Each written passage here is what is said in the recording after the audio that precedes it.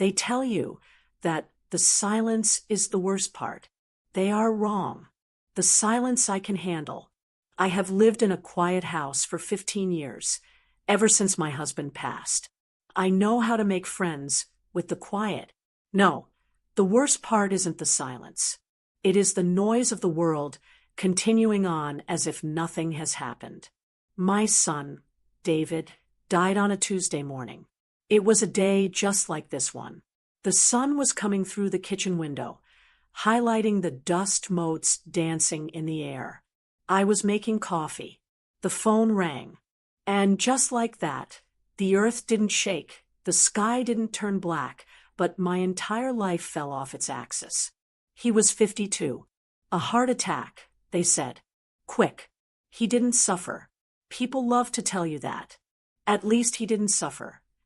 They say it as if that makes the hole in your chest any smaller. They say it to make themselves feel better, so they don't have to think about the pain of the one left behind. I just nodded. I didn't scream. I didn't drop the phone. I thanked the doctor for calling. I hung up the receiver. And I sat down at my kitchen table, looking at a half-eaten piece of toast. I am a mother. My job was to protect him. My job was to go first. That is the natural order of things. Parents go, children stay. When that order is broken, you don't just feel grief. You feel a deep, heavy confusion. Like gravity has stopped working. I know I am not the only one. If you are listening to this, maybe you know exactly what I am talking about. Maybe you are sitting in a quiet kitchen right now, feeling like the world has moved on without you. It's a strange thing, this kind of loss. It marks you. If this story feels familiar, if you feel like destiny brought you here to hear this, do me a small kindness and click that subscribe button. Let's sit here together for a while. We shouldn't have to walk through this kind of dark alone.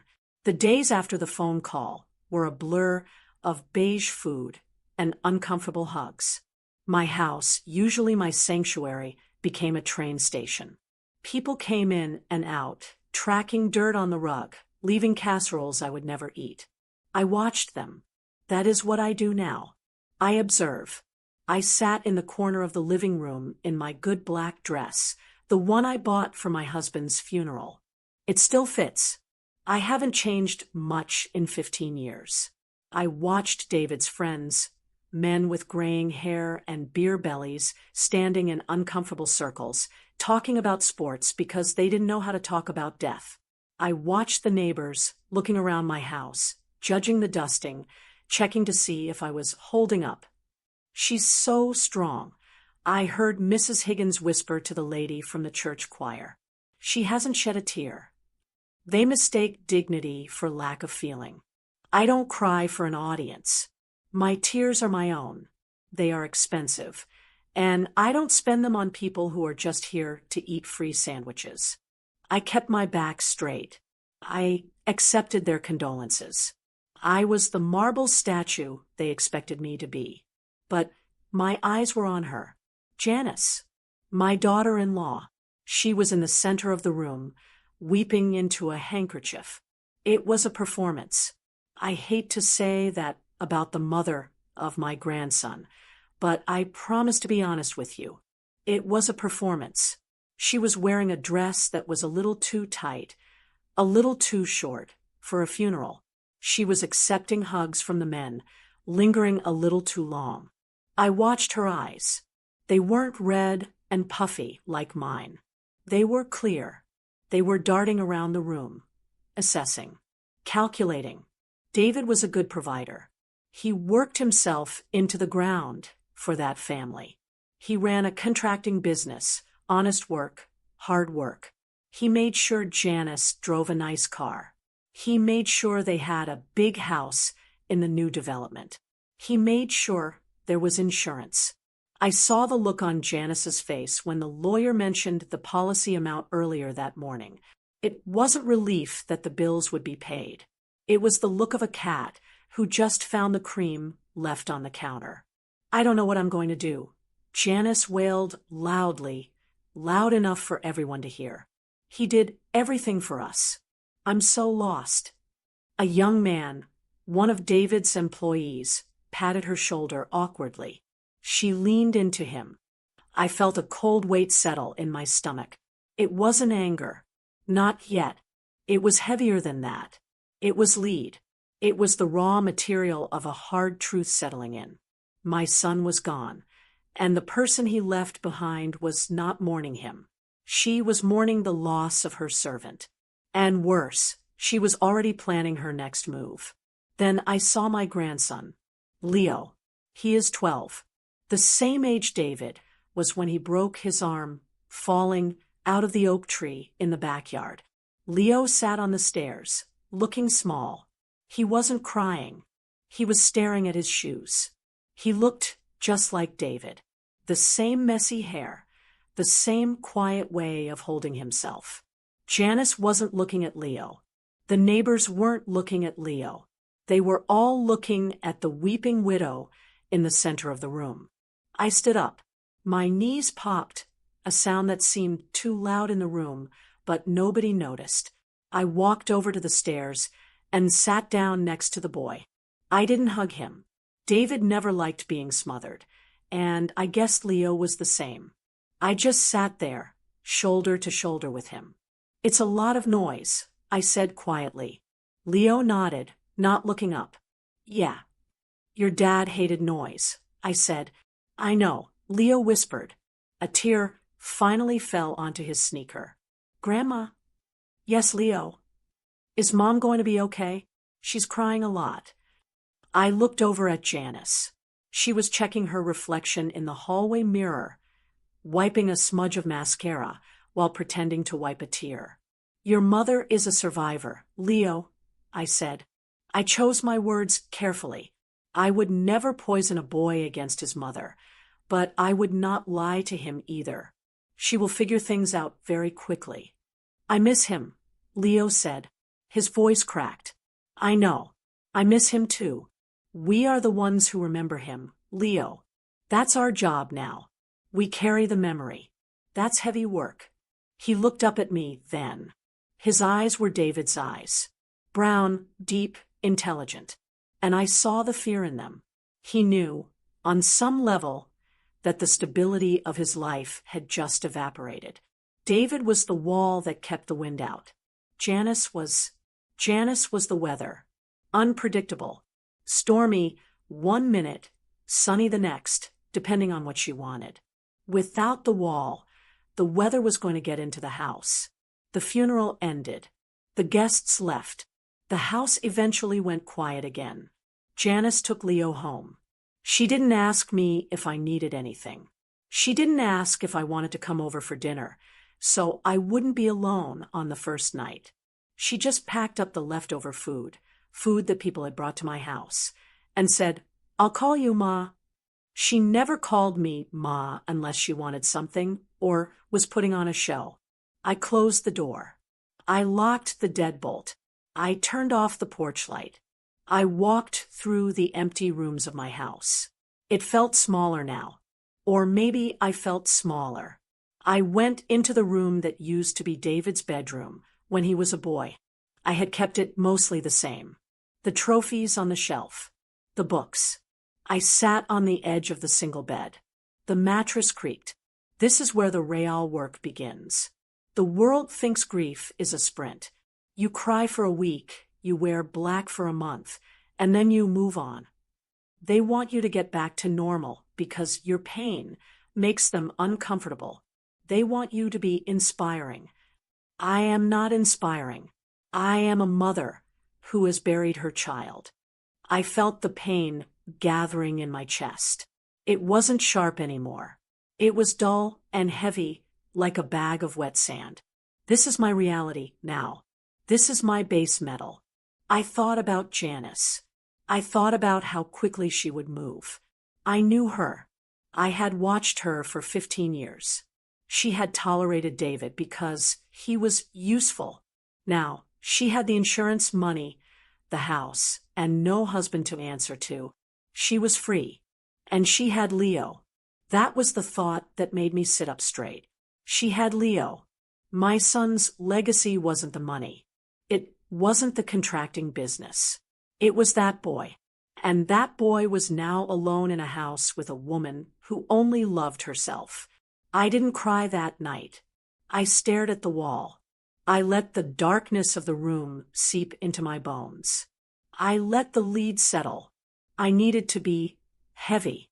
I needed to be unmovable. Because if I fell apart now, if I let myself dissolve into a puddle of tears like everyone expected, who would watch out for Leo? The world contracted that night. It shrank down to the size of a pinhead. All the extra noise, the bridge club, the gardening, the television shows, it all fell away. What was left was simple. My son was dead. His wife was a vulture circling the carcass before it was even cold. And his son was in danger of being forgotten in the shuffle. I took a deep breath. The air in the house was stale. Okay, I said aloud to the empty room. Okay. It wasn't a surrender. It was an acceptance of the mission. I am an old woman. My joints ache when it rains. I move slower than I used to, but I see everything. I see what people try to hide. I laid down on top of the quilt David used when he was 10. I closed my eyes.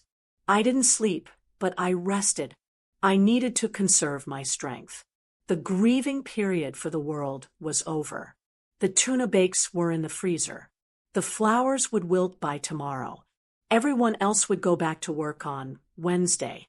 They would forget. I would not forget. I woke up the next morning before the sun. I made my coffee. I sat at the table. I picked up the phone and dialed Janice's number. It rang 5 times. She picked up, her voice groggy and irritated. "Hello. It's me," I said. My voice was steady. "I'm coming over to help you sort through the papers today. I'll be there at 9. "Oh, Ma, you don't have to." "I'll be there at 9. Janice. Put the coffee on." I hung up before she could argue. I went to the bathroom and washed my face. I looked in the mirror. An old woman looked back. Gray hair, lines etched deep around the mouth, and eyes. But the eyes themselves, they were dry. They were clear. I am not gold yet. I am lead. Heavy, gray, unpolished lead. But lead is strong. Lead blocks radiation. Lead weighs things down, so they don't blow away in the storm. I put on my coat. I grabbed my purse. I walked out the door. My son was gone, but I was still here, and I had work to do. I knocked on the door of my son's house. I have a key. I've had a key since the day they moved in 10 years ago. David gave it to me. He said, "Mom, this is your house too." But I knocked. When the man of the house is gone, the rules change. You don't just walk in anymore. You test the waters. Janice opened the door. She was wearing leggings and an oversized t-shirt. She didn't look like a widow. She looked like a woman on her day off who had been interrupted. "Oh," she said. "Not hello. Just oh. I thought you were the Amazon guy." "Good morning, Janice," I said, stepping past her before she could block the way. "I told you I was coming to help with the papers." "I have it handled," she said, closing the door a little too hard. "It's really not a big deal." It was a big deal. A death is a mountain of paperwork. Insurance, Social Security, bank accounts, the title to the truck. It takes months. For her to say she had it handled 24 hours after the funeral meant one of two things. She was lying, or she didn't care about doing it right. I walked into the kitchen. The house smelled like bleach. Strong, chemical bleach. It burned my nose. Then I saw why. 3 large black trash bags sat in the middle of the hallway. They were stuffed full. One was leaning over, spilling its contents onto the hardwood floor. I recognized the flannel shirt on top. It was David's, his favorite blue plaid. He wore that shirt on weekends when he grilled in the backyard. I stopped. My hand gripped the strap of my purse. Janice, what is this? She walked past me into the kitchen and poured herself a cup of coffee. She didn't offer me one. I'm clearing out the clutter. I need to breathe. Looking at his stuff, it's too hard. It makes me sad. She took a sip of coffee, staring at me over the rim of the mug. Her eyes weren't sad. They were defiant. She was daring me to say something. It has been 2 days, I said. My voice was low. You are throwing away his clothes 2 days after he died. Everyone grieves differently, she snapped. That was the phrase. The shield people use to excuse bad behavior. This is my process. I need a clean slate. I'm going to paint the living room white. Get rid of that awful brown recliner of his. I felt a heat rising in my chest. This is what they call calcination. It's the fire that burns away everything that isn't true. The polite veneer I had maintained for 15 years, the smiles at Thanksgiving, the biting my tongue when she criticized David's cooking, it was all burning away in the smell of bleach and the sight of that blue plaid shirt on the floor. Where is Leo? I asked. In his room. Playing video games, I think. It's better if he stays out of the way while I work. He just lost his father, Janice. He shouldn't be hiding in his room. She set the mug down hard on the granite counter. The noise echoed.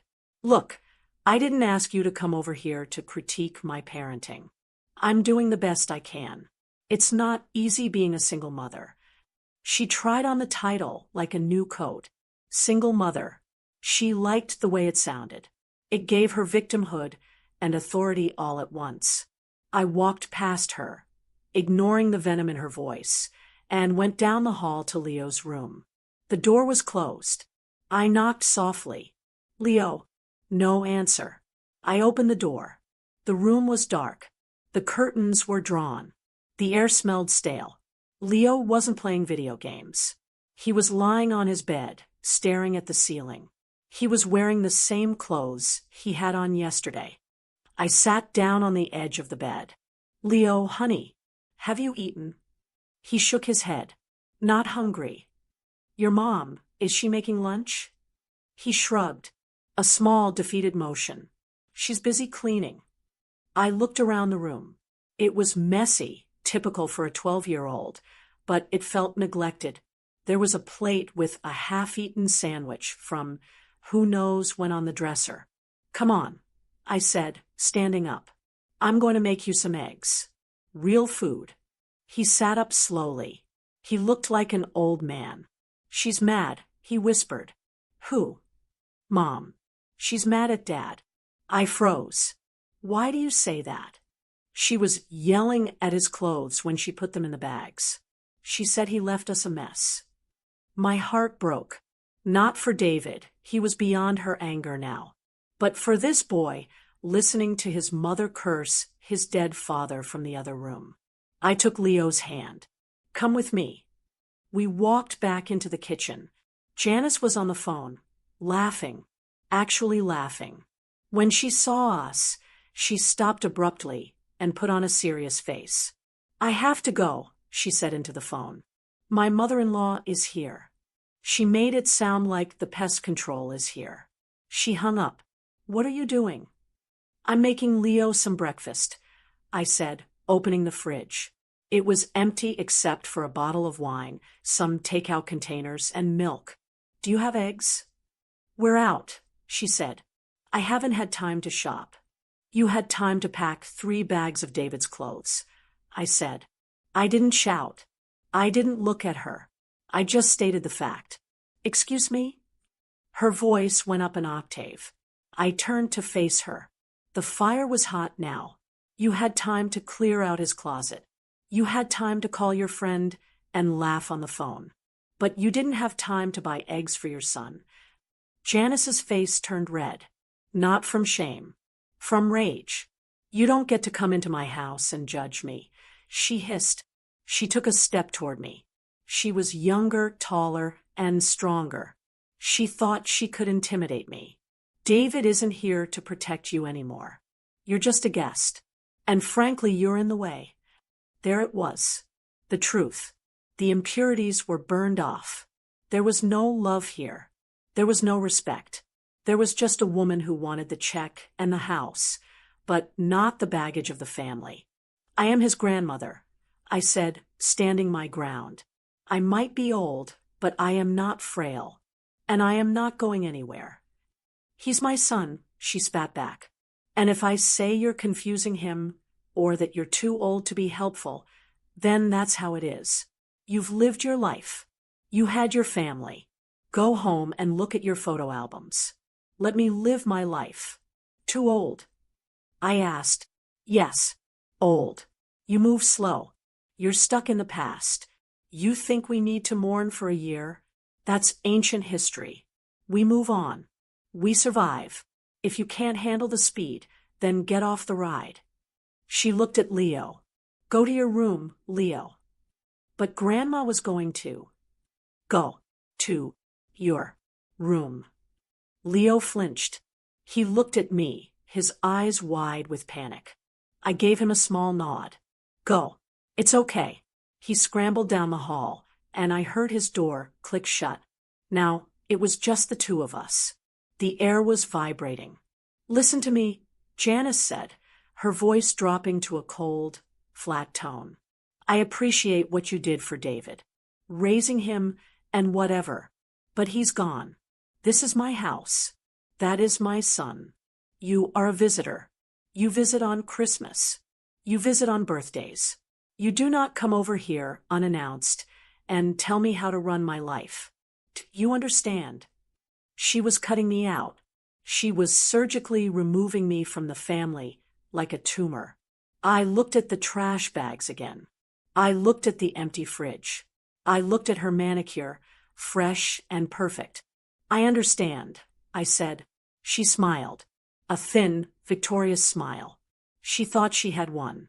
She thought she had scared the old woman away with a little shouting and a reminder of my age. She thought I would go home, cry into my pillow, and fade away into the nursing home of history. Good, she said. Now, if you don't mind, I have a lot of work to do. I walked to the door. My hands were shaking, not from fear, but from the effort of holding back the explosion. I opened the front door and stepped out onto the porch. The sun was shining. It felt offensive. The birds were singing. I turned back to her before I closed the door. I will go, I said. But Janice. What? She sighed, already turning away. Fire doesn't just burn the wood, I said.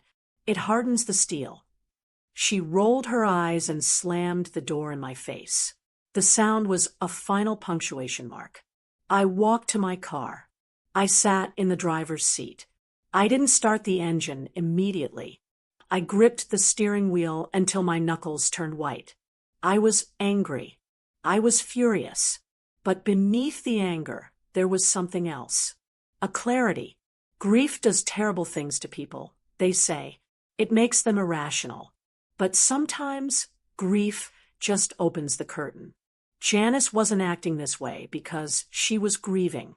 She was acting this way because she was finally free to be herself. She was cruel. She was selfish.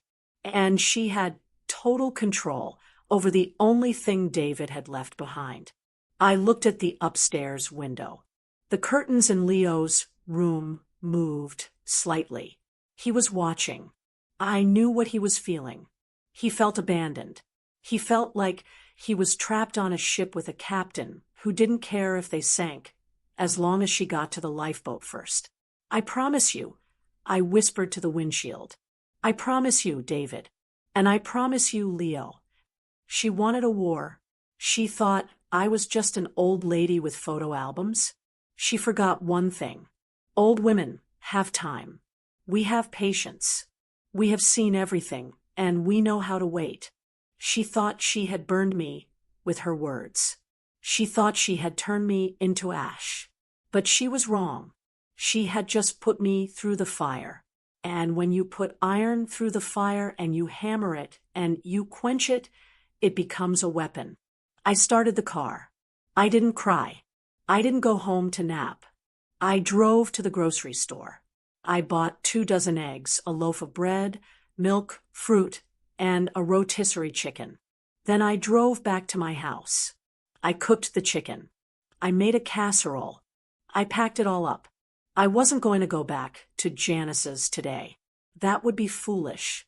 That would escalate things before I was ready. But I was going to be ready. I sat at my kitchen table and pulled out a notebook. A simple, spiral-bound notebook. Goal: protect Leo. Obstacle: Janice. I wrote it down. It looked simple in ink. She used my age as an insult. She called me ancient history. Fine. History is full of empires that fell because they underestimated the quiet ones. I am not just a grandmother anymore. I am a witness. And soon, I will be the intervention. The testing phase was over. I knew her intention. She wanted to erase David and control Leo. My intention was different. I was going to save him, even if I had to burn down the rest of my life to do it. I closed the notebook. The house was quiet, but it didn't feel empty anymore. It felt like a war room. You think you know who you are. You spend 70 years building a name, a reputation, a life. You pay your taxes. You raise your children. You keep your word. You think that solidity matters. You think it protects you. Then you walk into a room with beige walls and fluorescent lights, and you watch a stranger dissolve you into nothing but a number and an age. We were in a mediation room. It wasn't a courtroom like you see on television. There was no wood paneling, no jury, no dramatic music. It was just a small conference room in a county building that smelled like old coffee and floor wax. I sat on one side of the table. My lawyer, Mr. Henderson, sat next to me. He was a good man, decent, but he was tired. He had seen too many of these. On the other side was Janice. She had a new lawyer, a woman with sharp glasses and a suit that cost more than my car. Janice looked different today. She wasn't wearing the tight clothes. She was wearing a soft, pastel sweater. She had her hair pulled back. She wore no makeup. She looked fragile. She looked like a grieving widow trying to hold her world together. It was a costume. I knew it. She knew it. But the mediator didn't know it. The mediator was a man in his 40s. He looked at his watch 3 times in the first 5 minutes. He wanted this to be easy. He wanted a solution, not the truth. We are here to discuss the visitation schedule regarding Leo, the mediator said. Now, I understand there is some friction. There is no friction on my end, Janice said softly. Her voice trembled just enough to be believable. I want Leo to have a relationship with his grandmother. I really do. But she trailed off. She looked down at her hands. But what, Mrs. Miller? The mediator asked gently. It's just she's very old-fashioned, Janice said. And since David passed, she's been confused. She comes over unannounced. She tries to override my parenting. It's confusing for Leo. He's already dealing with so much trauma. I just think we need space. He needs stability, not interference. I felt the blood drain from my face. Confused? Interference? I was the one making him breakfast while she laughed on the phone.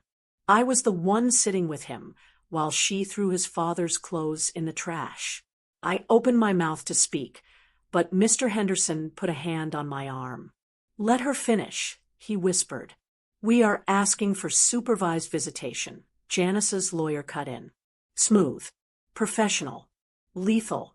Given the grandmother's advanced age and her recent erratic behavior, showing up demanding to clean, becoming aggressive when asked to leave, we feel it is in the child's best interest to limit contact to controlled environments until things settle down. Aggressive. I looked at Janice. She refused to meet my eyes. She was staring at the mediator, her eyes wide and innocent. I am not aggressive, I said. My voice was calm, but it felt tight in my throat. I went there to help. She was throwing away my son's belongings 2 days after the funeral. She had no food in the house for the boy. I was feeding my grandson. See, Janice whispered, turning to the mediator. She's fixated on the food. She thinks I starve him. It's this paranoia. I'm worried about what she tells him when I'm not there. I don't want her poisoning him against his own mother. The mediator looked at me. He didn't see a woman who had raised a good son. He didn't see a woman who had run a household for 50 years. He saw gray hair. He saw wrinkles. He saw a stereotype. Mrs. Miller, the mediator said to me, his tone condescendingly sweet. We know you mean well, but grief can be very disorienting. Sometimes when we get older, we struggle to adapt to new boundaries. They weren't listening. They weren't arguing facts. They were selling an image. Janice was selling the image of the young mother, the sacred protector, the victim, and she was painting me as the senile grandmother, the meddler, the burden. It didn't matter that I did the crossword puzzle in ink every morning. It didn't matter that I managed my own investment portfolio. It didn't matter that I was the only one in that house who actually asked Leo how he was feeling. In the eyes of the law, I was the past. She was the future. And the law always sides with the mother unless you have a smoking gun. I didn't have a gun. I just had the truth. And the truth was boring. Have you ever sat in a room and listened to people talk about you like you weren't there? Like you were a piece of furniture that had gone out of style? It's a specific kind of pain. It's not a sharp stab. It's a slow dissolve. You feel yourself disappearing. They look at your gray hair and assume your mind is gray too. If you know that feeling, that burning frustration of being dismissed just because you've lived longer than they have, then you are in the right place. Subscribe to the channel. Let's remind the world that we are not invisible. We are just waiting. The meeting went on for an hour. Every time I tried to speak, to explain the reality of what happened in that kitchen, Janice would sigh or wipe a fake tear, and the mediator would look at me with impatience.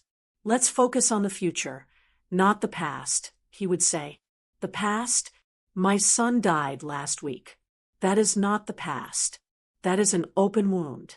But to them, it was just case file number 402. Mr. Henderson tried. He argued for standard visitation. Every other weekend. 1 night a week for dinner. Janice's lawyer shook her head. We can't agree to overnights. Not right now. Leo is too fragile. And frankly, we have concerns about the safety of her home. It's not child-proofed for a traumatized boy. He is 12. I snapped. I couldn't help it. He is not a toddler. He doesn't need outlet covers. He needs love. The room went silent. Janice looked at the mediator. A look that said, "See? She's unstable." The mediator closed his folder. I'm going to recommend that full custody remain with the mother, with sole discretion over visitation rights for the time being. I think a cooling-off period is best. Maybe in 6 months, we can revisit a structured schedule. For now, Mrs. Miller, you can see Leo when Janice feels it is appropriate. Dissolution, that is the alchemical term for it, the breaking down of a structure into liquid. My structure, my role as a grandmother, my access to my own flesh and blood, was dissolved in that sentence. At Janice's discretion. That meant never. I knew it. Janice knew it. I stood up. I smoothed the front of my dress. I did not cry. I did not scream. I did not throw the pitcher of water at the mediator, even though every cell in my body wanted to. If I screamed, I proved them right. If I cried, I was a weak old woman. If I fought, I was aggressive. So I did the only thing left. I became water. I became formless. I understand, I said.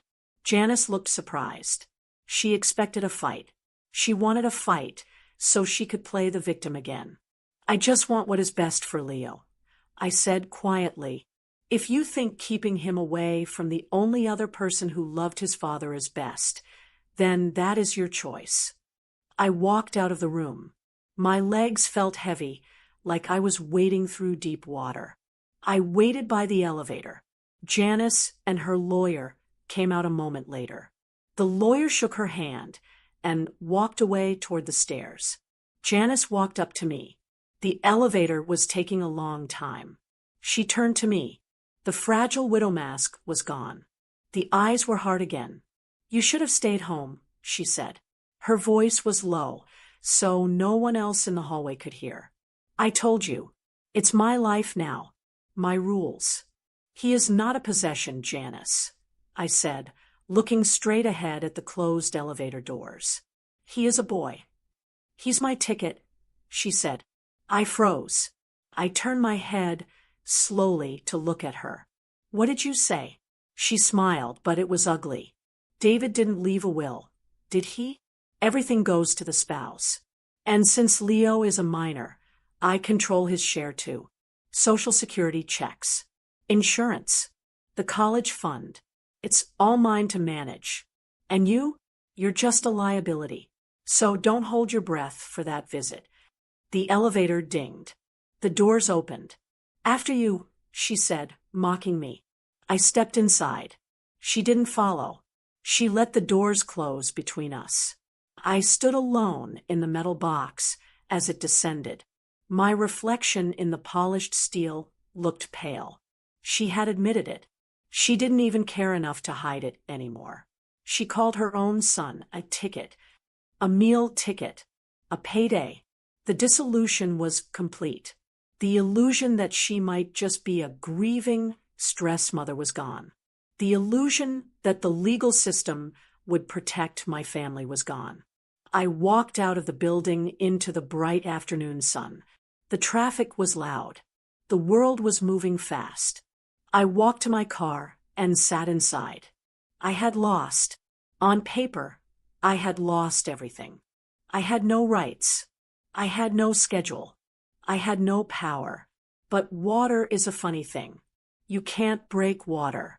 You can't crush it. You can't cut it. If you try to grab it, it slips through your fingers. But if you give water time, it can cut through rock. It can bring down a mountain. Janice thought she had won because she had the judge's signature. She thought she had built a dam to keep me out. But she didn't understand the chemistry of what she had just done. She had taken away my fear. I had nothing left to lose now. They had taken my reputation? Fine. They had taken my rights? Fine.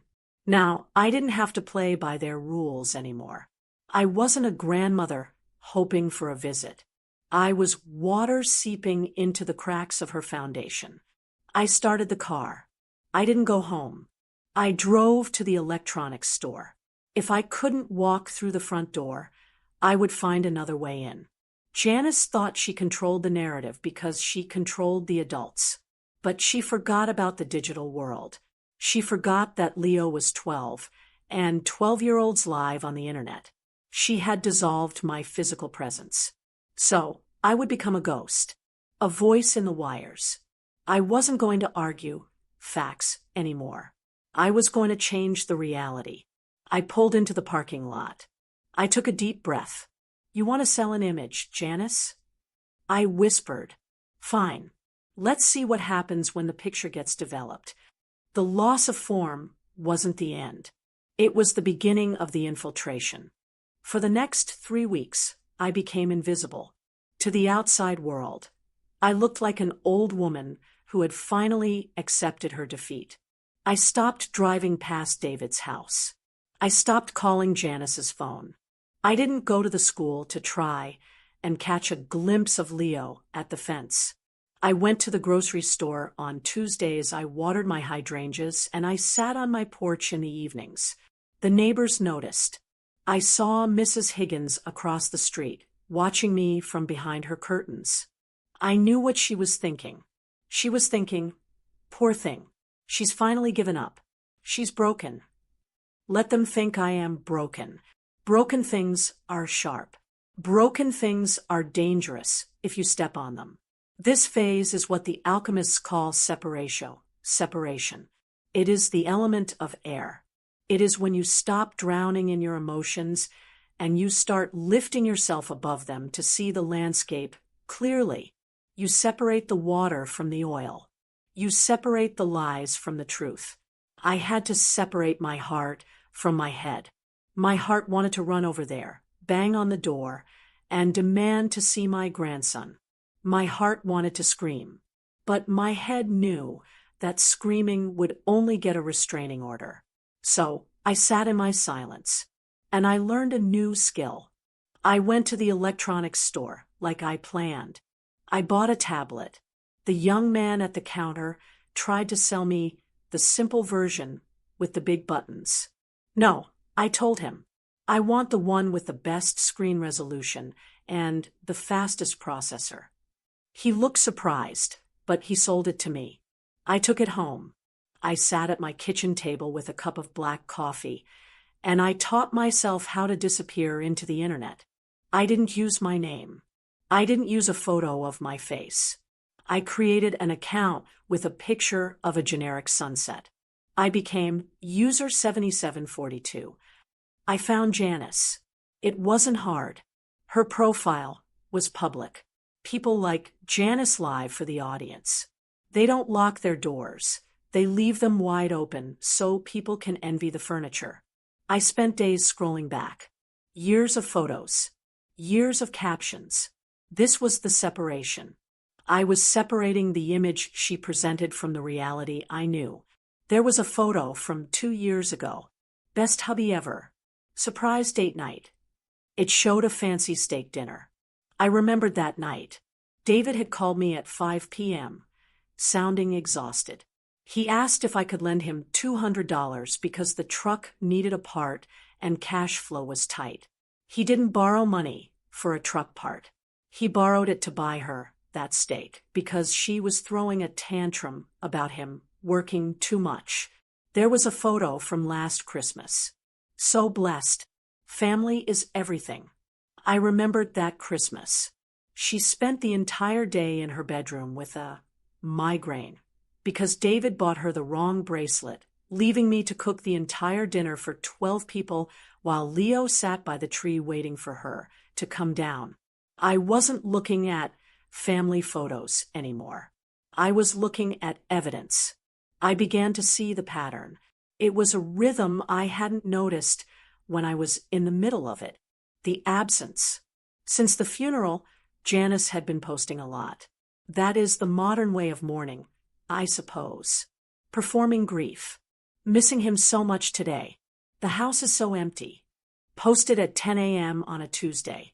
But then, at 10:45 a.m., she checked in at a nail salon across town. Trying to stay strong for my little man. Posted at 7 p.m. on a Friday. But in the background of the selfie, I saw the reflection of a bar mirror. And I saw a man's shoulder in a blue shirt next to her. She was sloppy. She thought she was posting for her friends, who would just click like and move on. She didn't know she was posting for a forensic auditor. I started a new notebook. I wrote down dates. I wrote down times.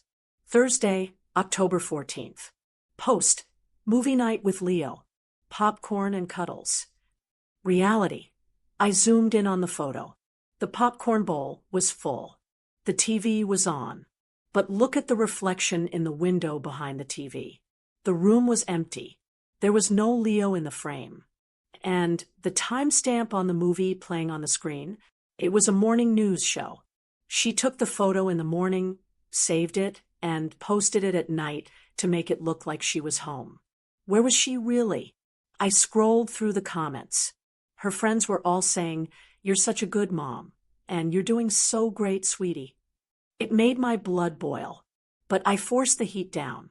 I needed the cool air of discernment. Why lie? Why fake a movie night? Because she wasn't home. If she wasn't home on a Thursday night at 8 p.m., where was Leo? He is 12, old enough to be left alone for an hour. Maybe, but for a whole night? so soon after his father died. In a house that feels too big and too quiet, I close my eyes and I let myself float into the house. I imagine the layout. Leo's room is at the back. It gets dark early there. The wind hits that side of the house. David used to complain about the draft. I imagined Leo sitting there. No internet. Janice probably changed the password to punish him or keep him off games. No dad. And a mom who posts photos of popcorn while she's out somewhere else. I felt a chill. Not a ghost chill. A survival chill. I kept digging. I looked at the tagged photos. These are the photos other people take of you. Sometimes people forget to check those. I found a photo posted by a woman named Stacy_party_girl. It was from last Saturday night. The caption read, "Girls are back in town. No boys allowed." It was a group shot in a club. Janice was in the middle. She was wearing a red dress I had never seen. She was holding a cocktail. She was laughing. Her head was thrown back, her mouth open in a wide, carefree scream of joy. The date was 3 days after the court hearing, where she told the judge she was too traumatized and fragile. She didn't look fragile. She looked like she was celebrating. I looked closer at the photo.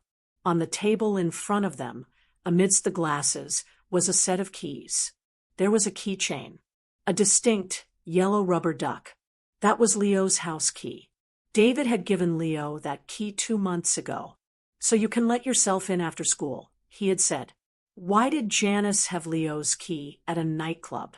If she had his key, how was Leo supposed to get out if there was a fire? Or how was he supposed to get back in if he stepped outside? Or worse, did she lock him in? The thought hit me so hard I dropped the tablet on the table. I picked it up with trembling hands. I zoomed in again. Yes, the yellow duck. She had taken his key. Maybe as punishment, maybe to ensure he didn't leave the house while she was gone. This wasn't just neglect. This was containment. I sat back in my chair. The kitchen was silent, but my mind was loud. I realized then that David had been trying to tell me this for years. He never said the words. He was too proud. He was too loyal. But he hinted. I remembered a conversation from 6 months ago. We were standing by his truck. "Mom," he had said, kicking the tire, "if anything happens to me." "Nothing is going to happen to you," I had said, dismissing him. "I know, but if it does, keep an eye on things. Janice, she doesn't handle stress well. She checks out. Checks out." He didn't mean she goes to sleep. He meant she leaves. She dissociates. She chases the dopamine of fun and leaves the reality behind. I had missed it then. I had thought he was just venting about his marriage. I didn't realize he was giving me instructions. Now, in the silence, I heard him clearly. The separation was complete. I no longer saw Janice as my daughter-in-law. I didn't see her as a widow.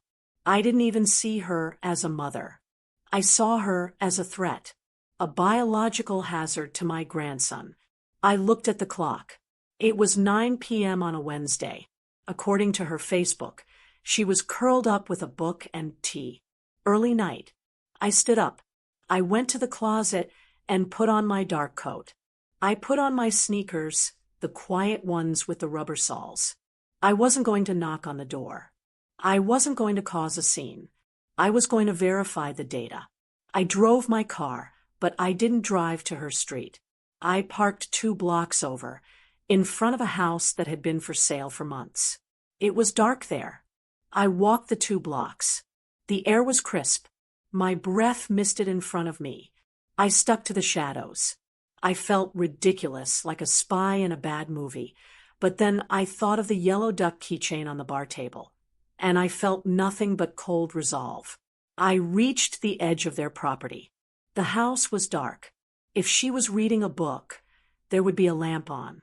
If she was watching TV, there would be a blue flicker. There was nothing. The house was a black box. The driveway was empty. Her car was gone. I crept closer. I went around the side, through the neighbor's hedge. The thorns scratched my coat, but I didn't care. I went to the backyard. I stood under Leo's window. It was high up. I couldn't see in. I picked up a small pebble. I hesitated. This was risky. If she was home, and she caught me, the police would be called. The judge would be vindicated. Crazy grandmother Stalk's house. But the silence from the house was too heavy. It felt wrong. I threw the pebble. Tick. It hit the glass. Nothing. I waited a minute. I threw another one. Tick. A moment later, the curtains moved. Just a fraction. Then, the window slid up. It only opened halfway, because the safety latch was on. A face appeared in the gap. Pale. Frightened. Leo. I whispered. Grandma? His voice was so small. It sounded like it was coming from the bottom of a well. Are you okay? I'm hungry, he whispered. Where is your mom? She went out. She said she had a meeting. A meeting at night. She said it was for Dad's business. She said I have to stay here and watch the house. How long ago did she leave? When I got home from school. That was 6 hours ago. Leo, I said, my voice shaking with the effort to stay calm. Do you have the phone? She took it. She said I play too many games. Can you come to the front door? I can't. She locked the deadbolt from the outside. I don't have my key. My blood turned to ice. She had locked him in. It was a fire hazard. It was illegal. It was madness. Okay, I said. Okay, listen to me. I am here. I am right here. Are you going to call the police? He asked. He sounded terrified. Please don't. She said if I tell anyone, they'll take me to a foster home. She said they'll put me in a place with bars. She had terrorized him into silence. That was her insurance policy. I am not going to call the police, Leo. Not yet. If I called the police now, she would spin it. She would say she just ran to the store for milk. She would say I was lying about the time. She would say Leo was confused. And the police, seeing a nice white lady in a nice house, might believe her.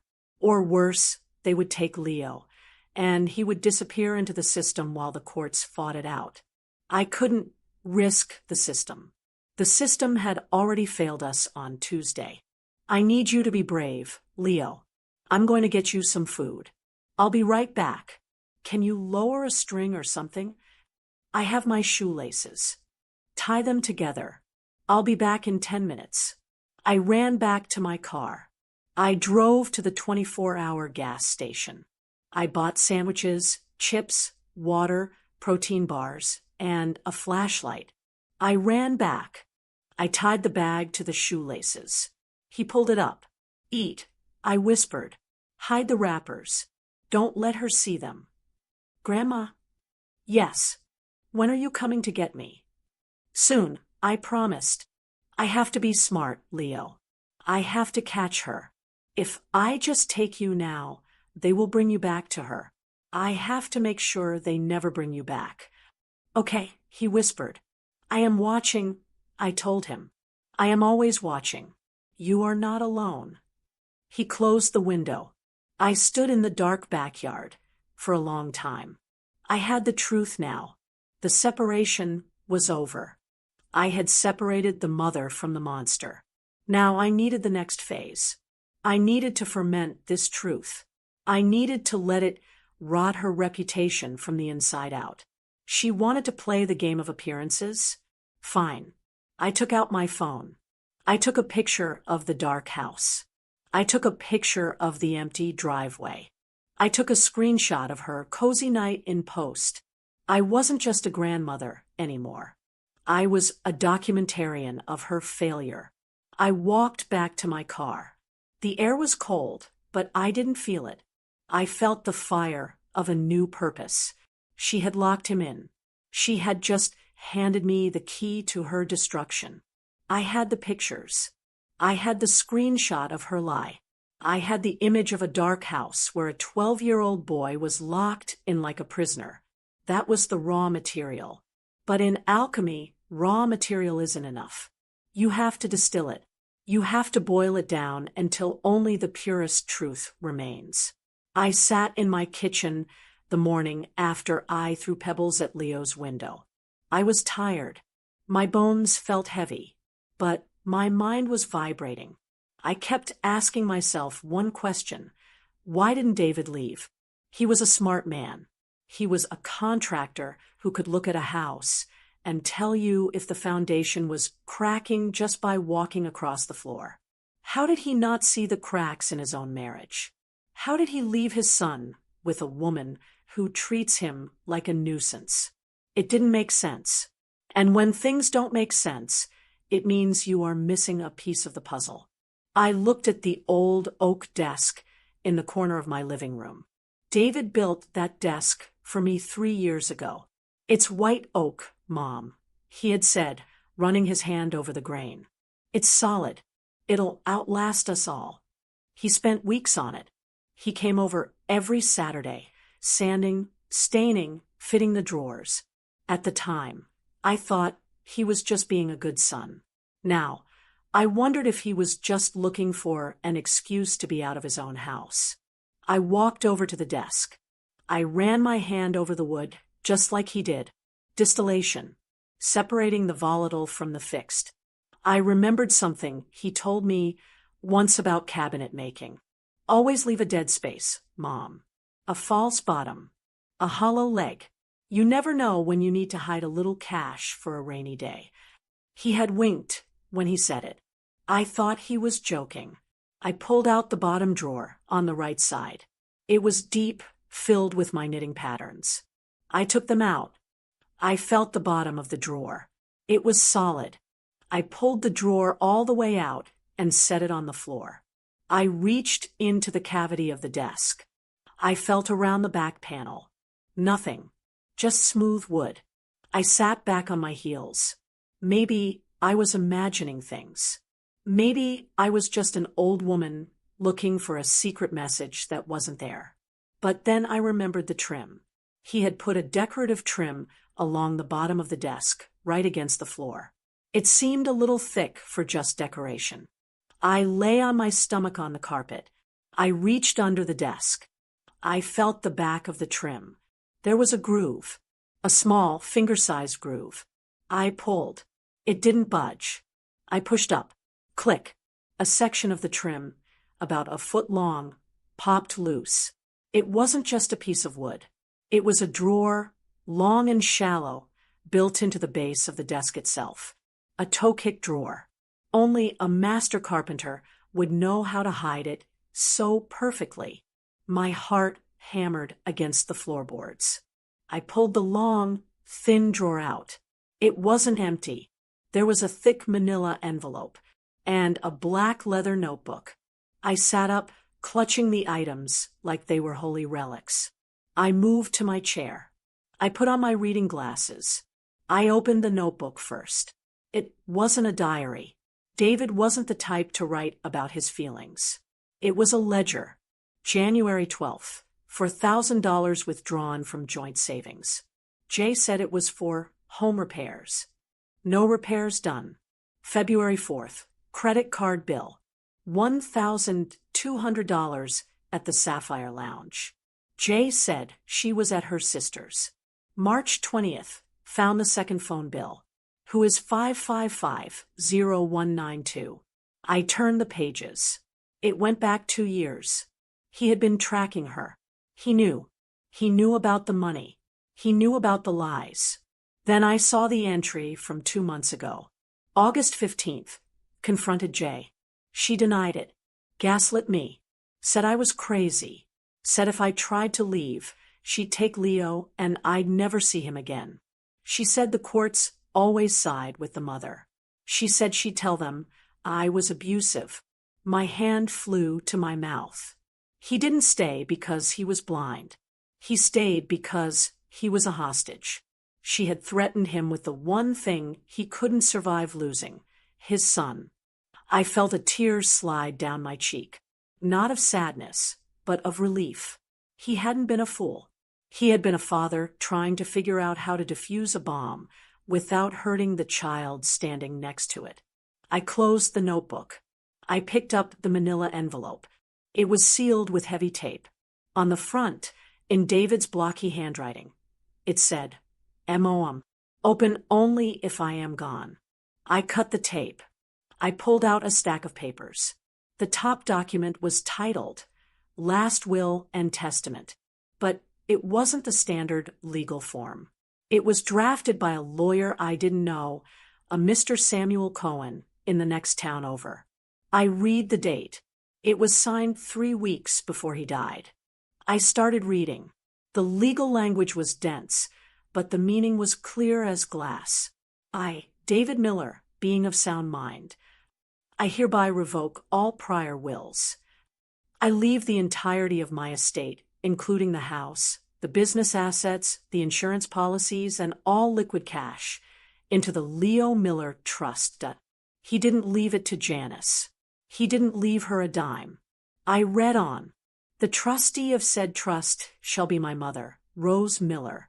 She shall have sole discretion over the distribution of funds for the benefit of my son, Leo.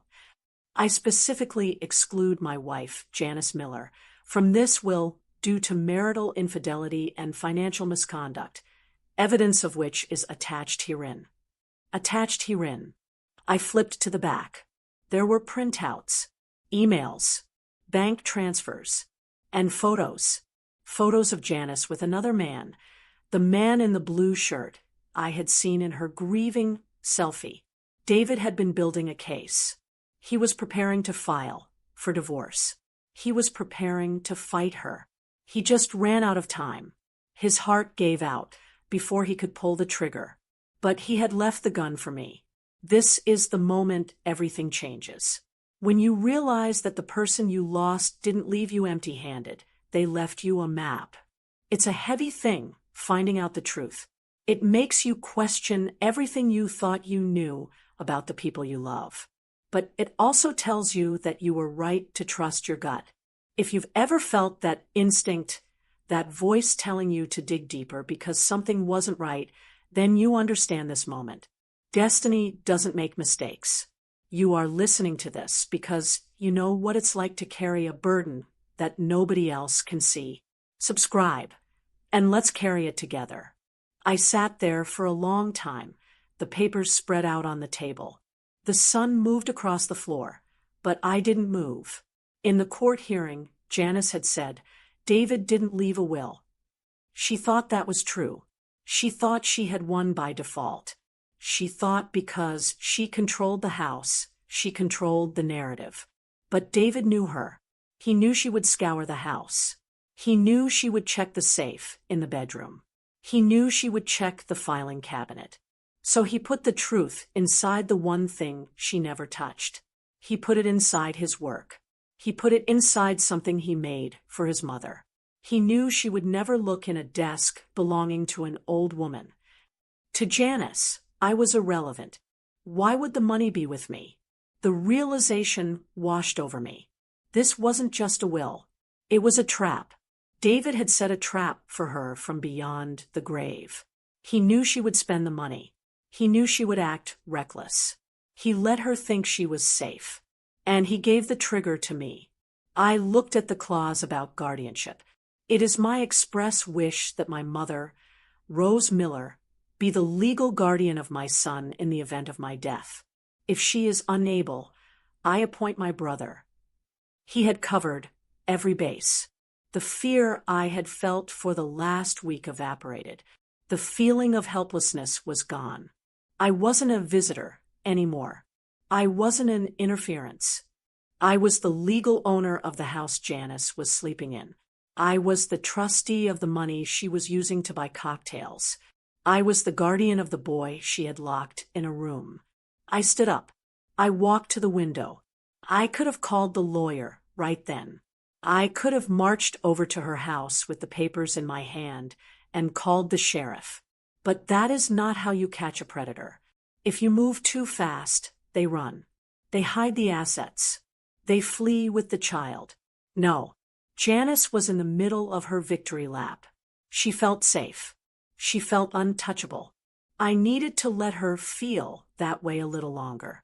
I needed her to dig the hole deeper. I needed her to spend more money, tell more lies, post more photos. I needed the distillation to be complete. I needed the world to see her for exactly what she was, so that when I finally dropped the hammer, no one, not the judge, not the mediator, not the neighbors, could say a word in her defense. I put the papers back in the envelope.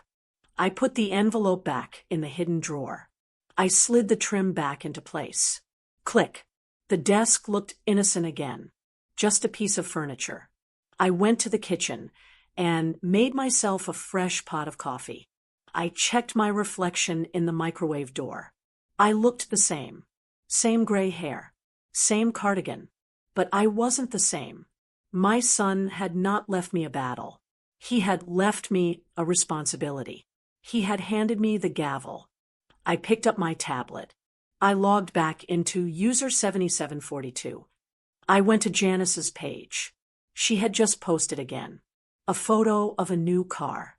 A shiny red convertible. A little treat for myself. David would have wanted me to be happy. I stared at the screen. Go ahead, Janice. I whispered. Drive it. Enjoy it. Because you bought it with my money. And I have the receipt. The hidden structure was revealed. The foundation was mine. Now, it was time to start the demolition. I woke up at 6 a.m. I didn't feel the heavy weight of grief that usually greets me. I felt light. I felt clear. For the first time since the funeral, I didn't put on my morning clothes. I didn't put on the soft, knitted cardigan that makes me look harmless. I went to the back of my closet. I pulled out my navy blue suit. It was old, but it was structured. It had shoulder pads. It had sharp lines. I ironed a crisp white shirt. I put on my pearls. I looked in the mirror. I didn't look like a grandmother who bakes cookies. I looked like a woman who had business to attend to. Transmutation is the final stage of alchemy. It is when the base metal actually becomes gold. It isn't magic. It is chemistry. It is the result of applying the right heat and the right pressure to the right material. My material was the truth. My pressure was the law. I drove to the law office of Samuel Cohen. It was 2 towns over, a small brick building next to a dentist's office. David was smart to go outside our local circle. He knew Janice had friends in our town. He knew secrets leak in small towns. But here, nobody knew us. I walked in at 9 a.m. sharp. The receptionist looked up, surprised to see someone so early and so dressed up. I don't have an appointment, I said, placing my handbag on the counter. But I have something that belongs to Mr. Cohen. It was left by my son, David Miller. She hesitated, then buzzed the back. A moment later, a man came out. He was older, balding, with kind eyes behind thick glasses. He looked at me, then he looked at the name I had written on the sign-in sheet. Mrs. Miller, he asked. Rose. Yes. David told me you might come, he said softly. Come in. We sat in his office. It was lined with books. It smelled of old paper and peppermint. I placed the manila envelope on his desk. I didn't say anything. I just slid it across the mahogany. He opened it. He took out the will. He took out the ledger. He took out the photos. He adjusted his glasses. He read. He flipped pages. He frowned. He nodded. The silence stretched for 20 minutes. I sat with my hands folded in my lap. My heart wasn't racing. I was breathing deeply. This was the transfer of power.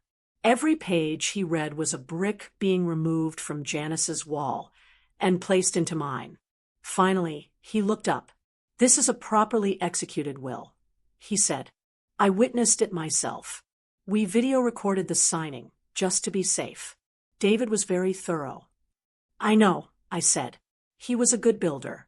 He liked solid foundations. He was worried you wouldn't find it, Mr. Cohen said.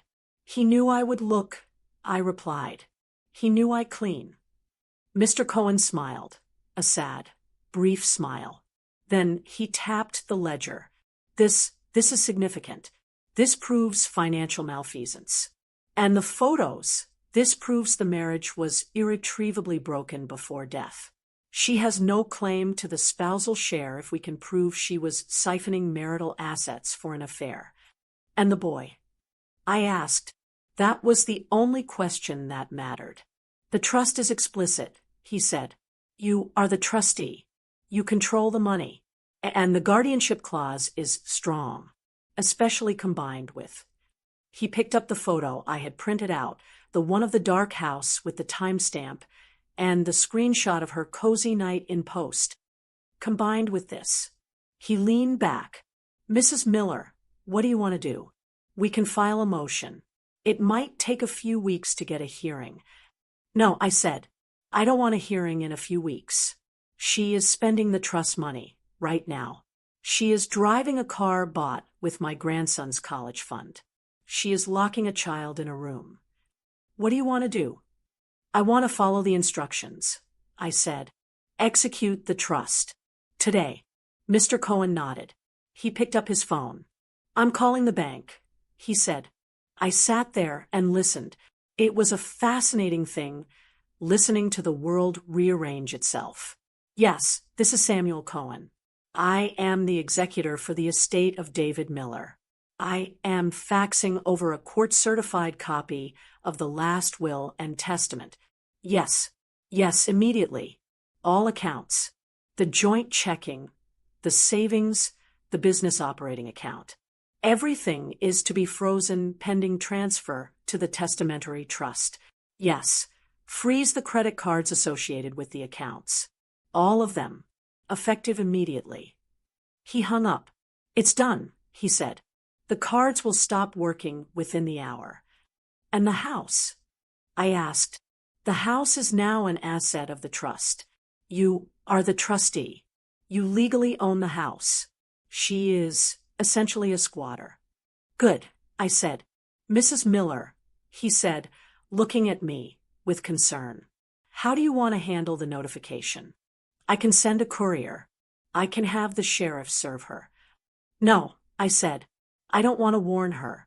She runs when she is scared. If she knows we are coming, she might take Leo and run. So what is the plan? We wait, I said. We wait for the system to tell her. I left the office. I felt different. The air smelled sweeter. I drove to the school. I walked into the front office. I didn't skulk. I didn't hide. I walked up to the principal's secretary. I am Rose Miller, I said. Leo Miller's grandmother. Oh, hello, Mrs. Miller. Is everything okay?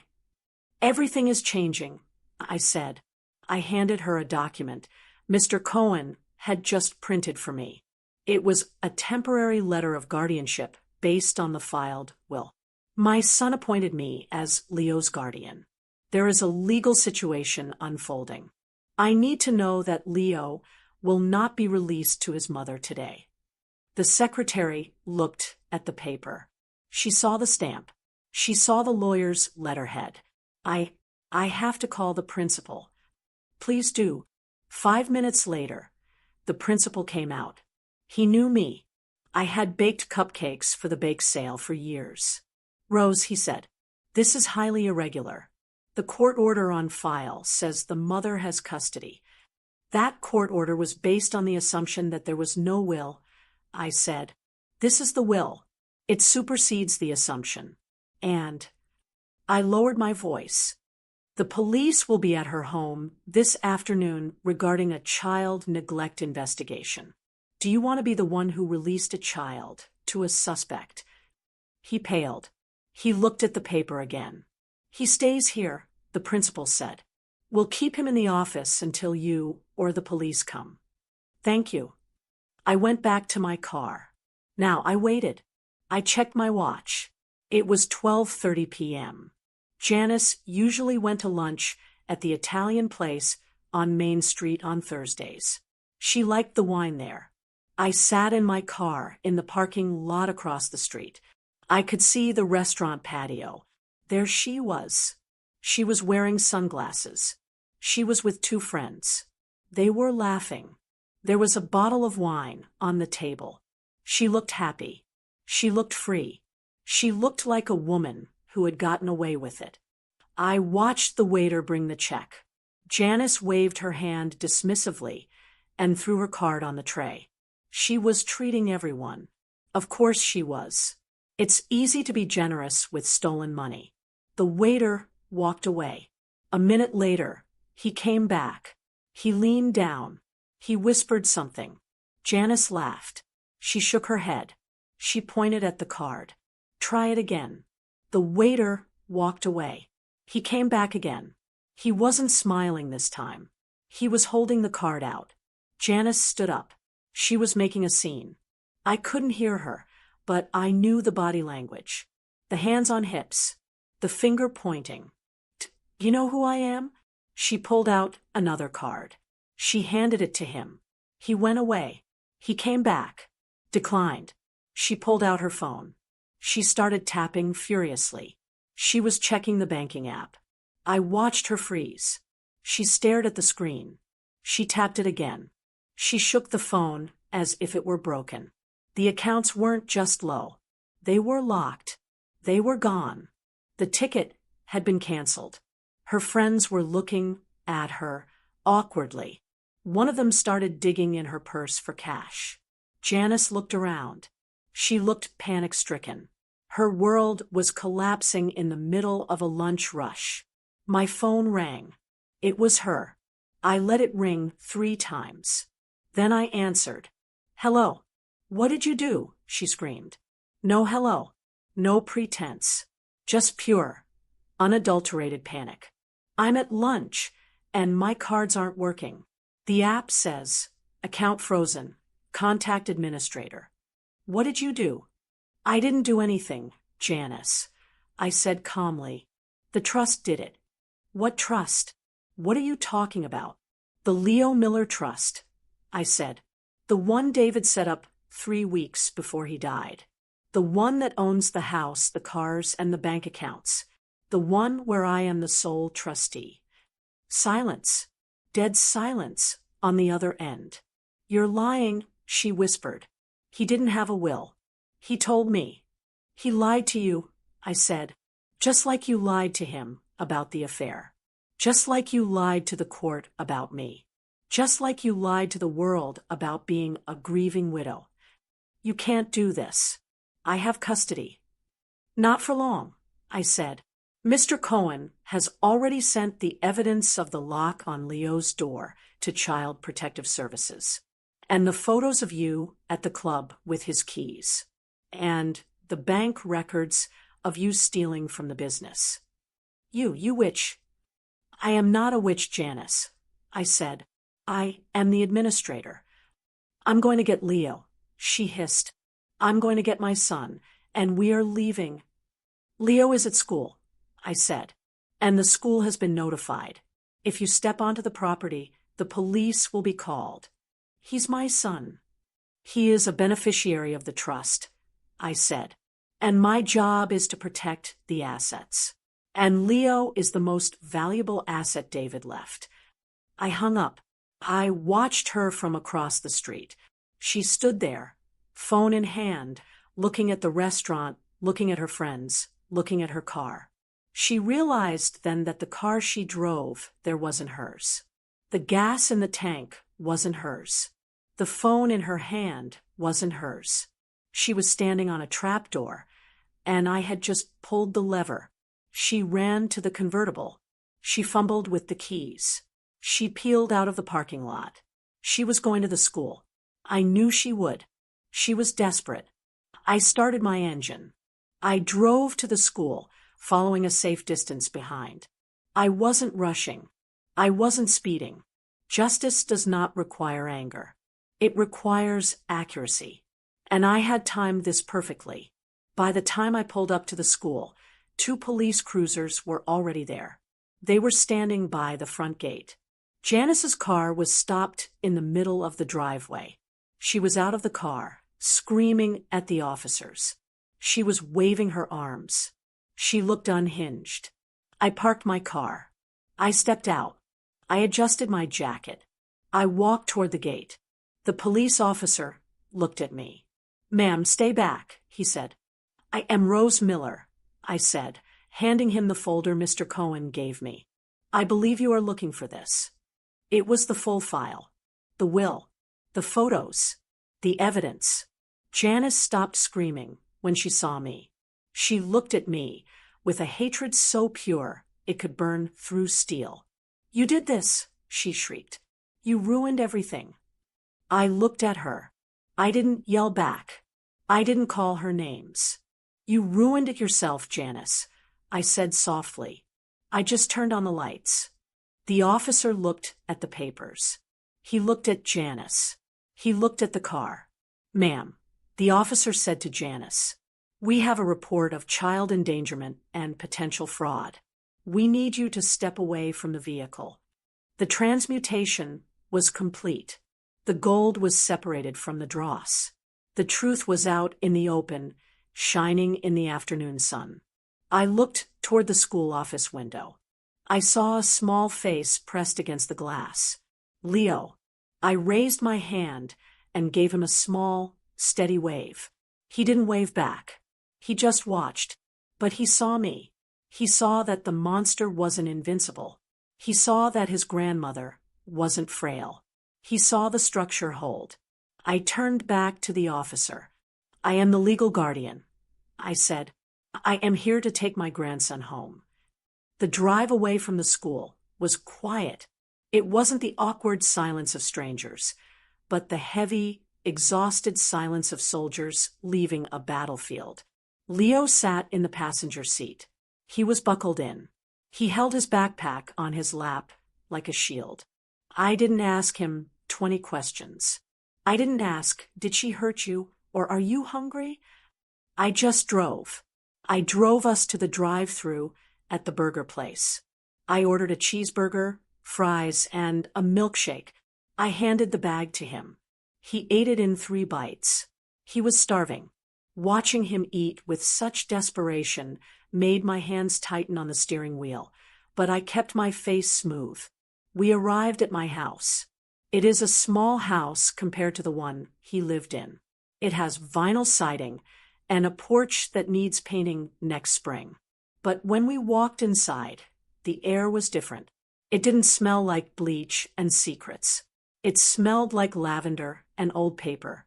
"You can sleep in the guest room," I said. "I put clean sheets on the bed this morning." Leo stood in the hallway. He looked at the family photos on the wall. He looked at the picture of his father holding a fish from a trip in 1998. "Is she coming?" he asked. His voice was barely a whisper. I knelt down. My knees cracked, but I ignored it. I looked him in the eye. "No," I said. "She cannot come here. The police have told her she has to stay away. The lawyer has told her she has to stay away. And the door is locked." He nodded. He didn't cry. He just let out a breath he seemed to have been holding for weeks. He went into the guest room and closed the door. 10 minutes later, he was asleep. It was 4 p.m. He slept for 14 hours. This phase is called fixation. In alchemy, after you separate the materials and purify them, you have to stabilize them. You have to make the change permanent. You have to fix the volatile spirit into a solid form, so it doesn't fly away again. The next 2 weeks were about fixing the reality. Janice didn't go to jail. Life isn't a movie. The police took a report, but because there were no bruises on Leo, they treated it as a custodial dispute pending a court hearing. But they did serve her with a temporary restraining order based on the lock on the door. That was enough to keep her off my porch. But the real prison for Janice wasn't iron bars. It was financial reality. Mr. Cohen, my lawyer, was a shark in a cardigan. He moved fast. The court hearing to validate the will happened 10 days after the incident at the school. I walked into the courtroom again. It was the same building where I had been dismissed as an old woman just a month ago. But the energy was different now. Janice was there. She looked diminished. The expensive highlights in her hair were growing out. She wasn't wearing the soft pastel sweater this time. She was wearing a business suit that looked a little wrinkled, like it had been pulled from the back of a closet. Her lawyer, the sharp woman with the expensive glasses, was gone. In her place was a public defender who looked overworked and tired. Apparently, when the credit cards froze, the high-priced legal talent evaporated. The judge was a new one, Judge Reynolds. He was a stern man who read every word of the documents in front of him. Mrs. Miller, the judge said, looking at Janice, "I have reviewed the will submitted by the estate of your late husband. It seems quite clear." "It's a forgery," Janice said. Her voice was shrill. "He never wrote that. She made him do it. She's manipulative." The judge looked at her over his reading glasses. "The will was notarized, witnessed, and video recorded, Mrs. Miller. Unless you have evidence that your husband was coerced on the video where he explicitly states his reasons for disinheriting you, the document stands." Janice slumped in her chair. Furthermore, the judge continued, "I have the report from the guardian ad litem regarding the minor child, Leo. The report confirms that the child was left unattended for extended periods and locked in his room without emergency egress. This is a serious safety violation." Janice tried to argue. "I was protecting him. He tries to run away." "He tries to run away because he is hungry," I said. I didn't shout it. I didn't stand up. I just said it from my seat at the table. The judge looked at me. "Mrs. Rose Miller, you are the appointed trustee and guardian named in the will?" "Yes, Your Honor." "Are you prepared to take full physical and legal custody of the minor?" "I am." "And the assets, the house, the accounts?" "They are in the trust," I said, "to be used solely for Leo's education and well-being. I do not need the money for myself. I have my own pension. The house will be sold, and the proceeds put into the trust. The cars will be sold." The judge nodded. "It seems the deceased planned this very carefully." He stamped the papers. Thump, thump, thump. The sound of the stamp was the sound of fixation. It was the sound of the world locking into its correct position. Custody is awarded to the grandmother, Rose Miller. The mother, Janice Miller, is granted supervised visitation once a month pending completion of a parenting course and a psychological evaluation. Janice stood up. "Once a month, but I need." "You need to sit down," the judge said, "or you will be held in contempt." We left the courtroom. Janice tried to approach me in the hallway. "Rose," she said. Her voice changed. It became sweet, desperate. "Rose, please. I can't pay the rent on my apartment. David's accounts are frozen. I have nothing. Can't you just release a little bit for Leo's sake, so his mother isn't homeless?" I stopped. I looked at her. "Leo is not homeless," I said. "Leo is safe." "But what about me?" she asked. Tears started to form, but they didn't move me anymore. I knew the chemistry of those tears. They were salt water and manipulation. "You are young," I said. "You are healthy. You have a college degree that David paid for. You can work." I can't work. I'm grieving." "We are all grieving, Janice. But some of us have to cook dinner." I walked away. I walked to the elevator. I didn't look back. The next few weeks were the hardest work I have ever done. It wasn't the legal fight. It was the emotional reclamation. Leo was like a feral cat at first. He flinched when I dropped a spoon. He hoarded food in his room. I found granola bars under his pillow. I didn't scold him. I just bought a plastic bin, put it in his room, and filled it with snacks. "This is yours," I told him. "You don't have to hide it. It's your stash. I will keep it full. You will never be hungry in this house." He looked at the bin. Then he looked at me. And for the first time, he really saw me. He didn't see an old lady. He saw a wall that stood between him and the chaos. "Thank you, Grandma," he whispered. We fell into a routine. I got him up for school. I made him oatmeal. I drove him to the bus stop. I was the oldest mother at the bus stop by 30 years, but I stood there with my back straight. The other moms smiled at me. They knew. Small towns talk. They knew what had happened. They knew I had stepped in when the young, vibrant mother had failed. One afternoon, I was folding laundry in the living room. Leo was doing homework at the white oak desk, the desk with the secret drawer. "Grandma." "Yes, Leo." "Did Dad know?" I stopped folding. Did he know what? Did he know she was like that? I walked over to him. I sat on the chair next to him. "He knew," I said. "That's why he left you with me. He wrote it all down. He made sure that if he couldn't be here, I would be. He didn't leave you, Leo. He placed you." Leo touched the wood of the desk. "He was smart. He was very smart. And he loved you more than anything." The reclamation was complete. I hadn't just reclaimed my grandson. I had reclaimed his memory of his father. Janice had tried to paint David as a failure, a man who left a mess. But the truth was, David was a hero. He had built a lifeboat before the ship sank. The house, David and Janice's big house in the development, was put on the market.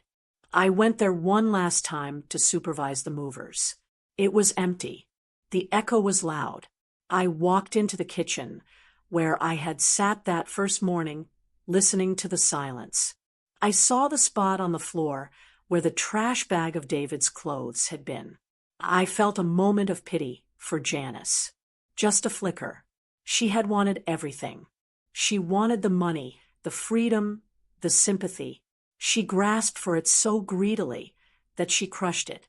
Now she was living in a studio apartment across town, waiting tables at the diner. I saw her sometimes when I drove past. She looked tired. She looked real. For the first time in her life, she was experiencing the actual weight of existence without a man to carry it for her. I walked out of the house and locked the door. I handed the key to the real estate agent. "It's a nice house," the agent said. "It will sell fast." "It's just a house," I said. "A home is where you are safe." I drove back to my vinyl-sided house with the peeling paint. I walked in. The TV was on. Leo was watching a documentary about sharks. The smell of pot roast was coming from the slow cooker. It wasn't a glamorous life. I was tired. My back hurt. I worried about my blood pressure. I was raising a teenager when I should be resting. But as I looked at the boy on the sofa, safe, fed, and calm, I knew the alchemy was finished. We had started with lead, heavy, dark grief. We had gone through the fire of conflict. We had dissolved the lies. We had separated the truth. And now we had fixed the gold. Stability. That was the gold. I went into the kitchen to check the roast. I stirred the carrots and potatoes. "Leo," I called out. "Dinner in 10 minutes. Wash your hands." "Okay, Grandma," he called back. Just a simple exchange. Everyday English. But it was the most beautiful thing I had ever heard. The world had contracted. Yes. But it had also hardened into something unbreakable. I am Rose Miller. I am a grandmother. And I won. 6 months. That is how long it takes for a broken bone to fully knit back together. It's also how long it takes for a new life to harden into something solid. I am sitting on my back porch. It is evening. The sun is going down, casting long shadows across the grass. In the yard, Leo is throwing a tennis ball for the neighbor's dog. He is laughing. It is a deep belly laugh. It is a sound I haven't heard in years. This is the final phase. The alchemists call it coagulation. It is when the liquid mixture turns into solid gold. It is when the chaos settles and becomes permanent order. For the first few months, I slept with one eye open. I checked the locks 3 times a night. I jumped every time the phone rang.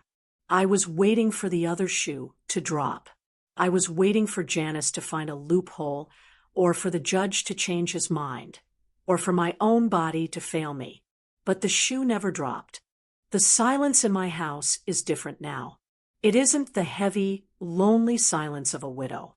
It is the peaceful silence of a library or a church or a garden in winter.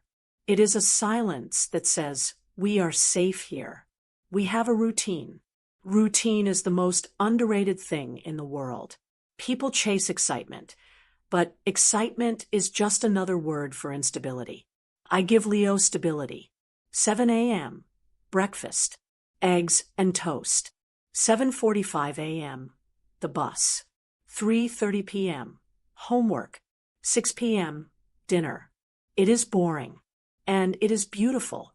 Janice is still around, but she is a ghost in the machine now. She is no longer the operator.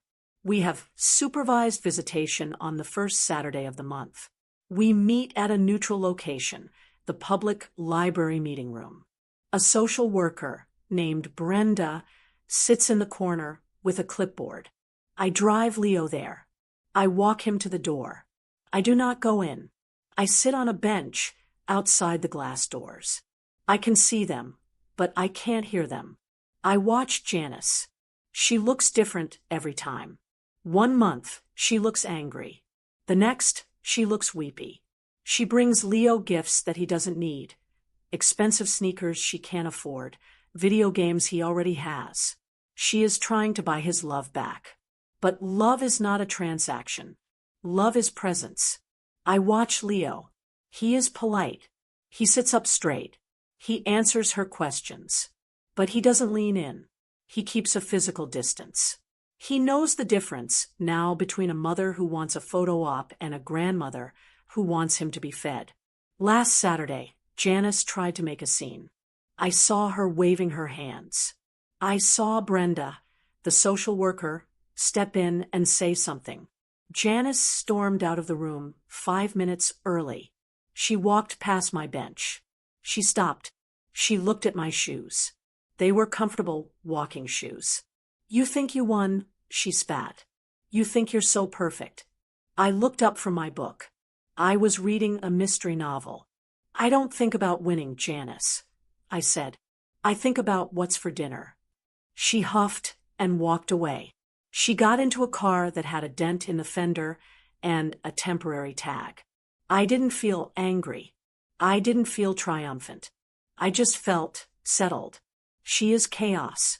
I am the container. And finally, the container is strong enough to hold the chaos without cracking. The gold isn't money, although the money is safe. Mr. Cohen finished setting up the trust last week. We sold David's big house. The market was hot, and we got a good price.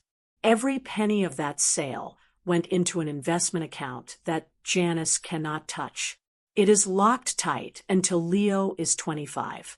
I sat with Mr. Cohen as we signed the final papers. You've done a remarkable thing, Rose, he said. Most people would have given up. The system is designed to wear you down. I have time, I said. That is the one thing old women have.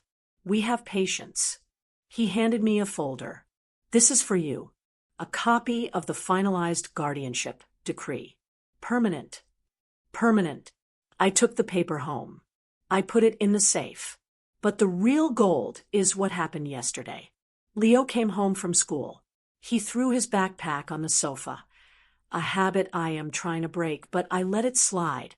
Grandma? In the kitchen. He came in. He looked taller. He has grown 2 inches in 6 months. His pants are getting short. I need to sign up for the science fair, he said. I need a parent's signature. He held out the paper. In the past, he would have waited for Janice to sign it. She would have forgotten. Or she would have signed it without looking.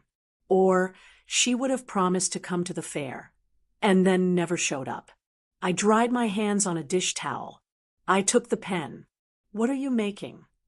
I asked. "A solar oven," he said. "Dad taught me how to make one once. With a pizza box and foil." I smiled. That sounds like a winner. I looked at the line at the bottom of the page. Parent/guardian signature. I didn't hesitate. I signed my name. Rose Miller.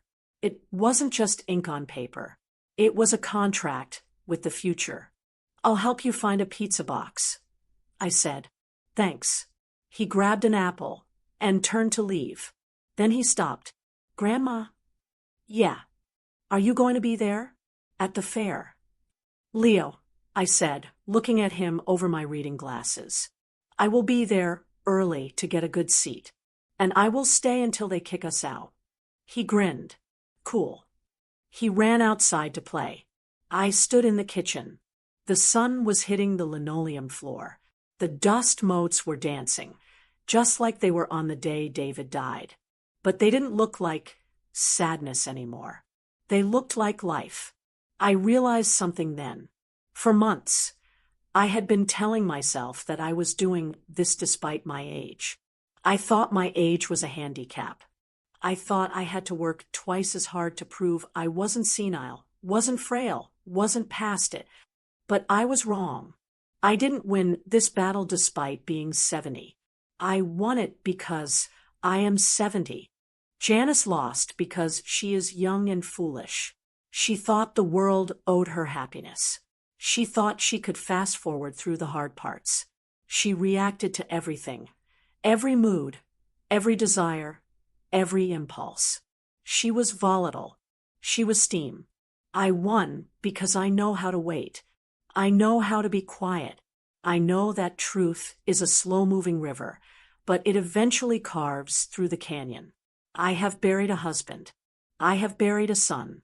I know that the worst things imaginable can happen, and the sun will still rise the next day. That knowledge makes you dangerous. It makes you fearless.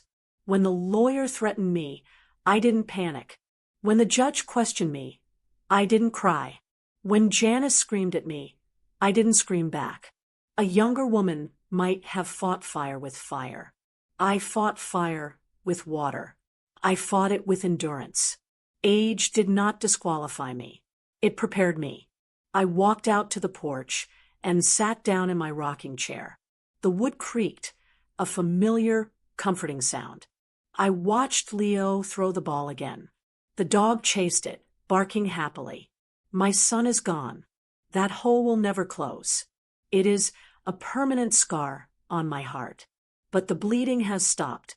I have taken the raw material of a tragedy, a dead father, a selfish mother, a frightened boy, and I have transmuted it. I have built a life here. It is a quiet life. It is a life of pot roasts and homework and science fairs. It is a life of early bedtimes and comfortable shoes. But it is solid. It is real. And it is ours. I closed my eyes and listened to the wind in the trees. I felt a deep, warm heaviness in my limbs. It wasn't exhaustion. It was peace. I let myself drift. For the first time in a long time, I wasn't planning my next move. I wasn't documenting evidence. I wasn't preparing for a fight. The war was over. The kingdom was secure. The air was safe. I took a deep breath of the cool evening air. "We made it, David," I whispered to the wind. "We made it." And somewhere, in the rustle of the leaves, I heard him answer, "Good job, Mom. This story isn't just about me. It's about you. It's about everyone who has ever been told they are too old, or too weak, or too irrelevant to make a difference. The world loves to tell women that we disappear after a certain age. They tell us to sit down, be quiet, and knit. But they forget that we are the ones who hold the history. We are the ones who know where the bodies are buried, And where the wills are hidden, if you have ever had to fight for your family when nobody else would, if you have ever been underestimated because of the gray in your hair, if you know what it feels like to be the only adult in the room, then you are part of this circle. This story is finished, but our work isn't. I have so many more stories to tell, stories about navigating this world, protecting what's ours, and finding the humor in the absurdity of it all. Don't let the conversation end here. Click that subscribe button. Join me. Let's show them that we aren't just surviving. We are the gold standard. I'll see you in the next video. The coffee is already on.